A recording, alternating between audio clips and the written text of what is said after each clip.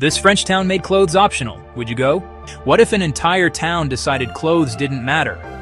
Welcome to Cap d'Agde. Imagine a long stretch of pale sand on the Mediterranean coast of France. The sun is high and warm. The air smells of salt and hot stone. People walk along the water's edge. They sit at cafes, sipping coffee. They browse shops, buying groceries, all ages, all shapes, all sizes. And most of them are completely unashamedly naked. This isn't a dream or a scene from a strange film. This is a real town, a place with a name, a place with a history, a quiet human story that rarely gets told. This is Cap d'Agde. It invites you to question everything you thought you knew about social rules. The town sits on a volcanic headland, dark, ancient rock jutting into the brilliant blue sea. Most of it looks like a typical French resort. Families, children, boats in the marina. Boats clanging in the marina. Then you pass through a gate, a guarded entrance, a clear boundary. You enter the naturist village, a self-contained world with a post office, bakeries, and its own slow rhythm. This isn't just about taking your clothes off. It's a deliberate choice, rooted in a movement from a century ago. Naturism, nudism in French, began as a quest for health and authenticity. A reaction against industrial constraints, stuffy clothes, and polluted cities. Early proponents believed sun, air, and water were essential for well-being. They sought a return to nature, a shedding of social artifice, and a radical acceptance of the human body. An idea about freedom long before tourism. So how does an idea become a place? How does a philosophy turn into a functioning town? Traffic rules, property taxes. Cap d'Agde is the culmination of that journey. An attempt to build a society, however temporary, around one principle. A social experiment on a massive scale, running over 50 years.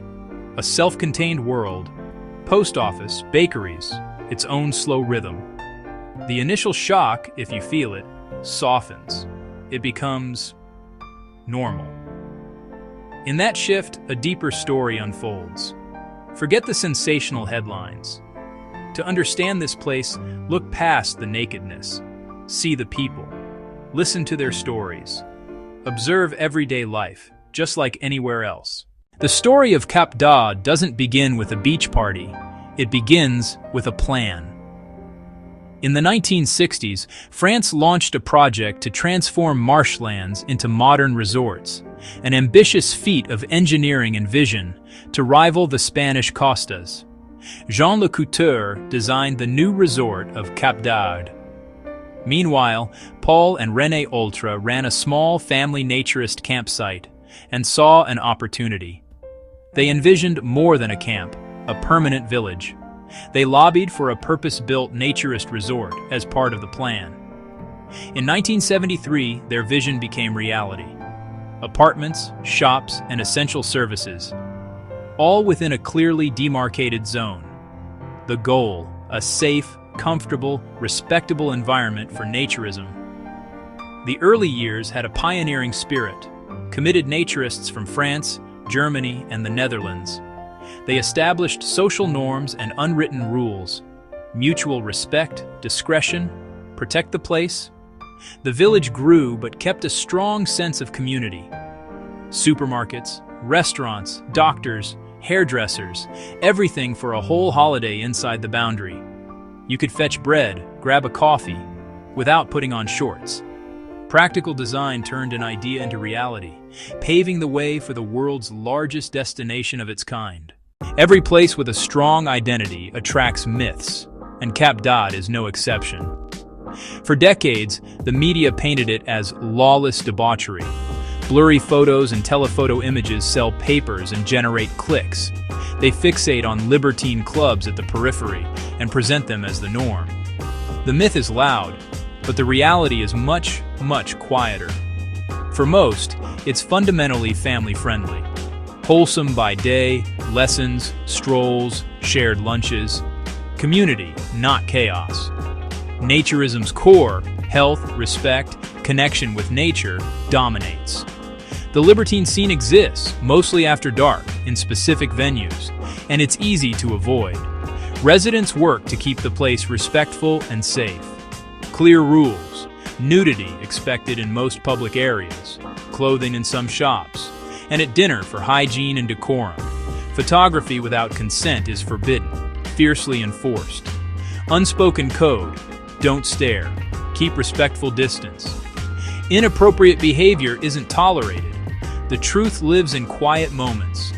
The sound of waves, the feeling of sun, the freedom when your body isn't an issue.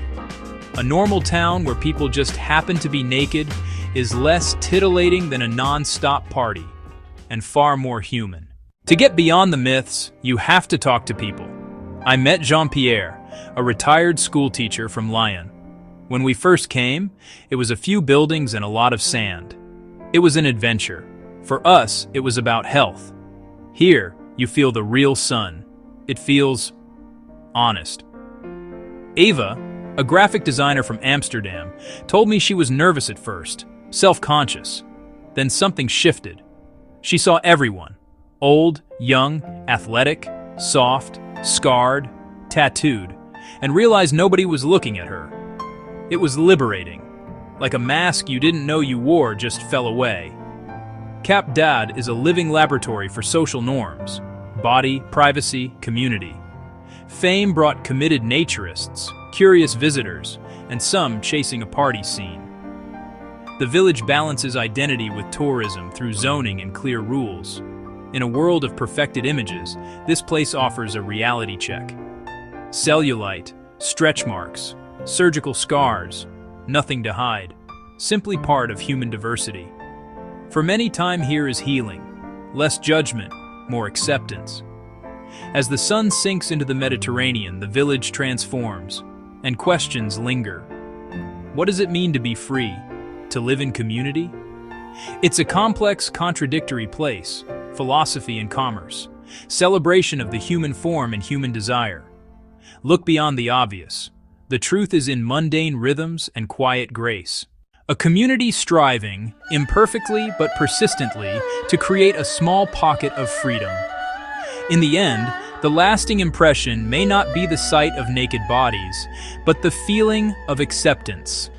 Strip away status and labels, and we're left with our shared humanity. It shows a community can set and hold its own rules with mutual respect. If you come here, be curious, but be respectful. Look beyond the obvious. Listen to the stories of people who made this place their own. These moments reveal the village's true character. And it leaves you with that same question, now deeper. What if, in some small corner of the world, clothing simply didn't matter? What might we learn about ourselves?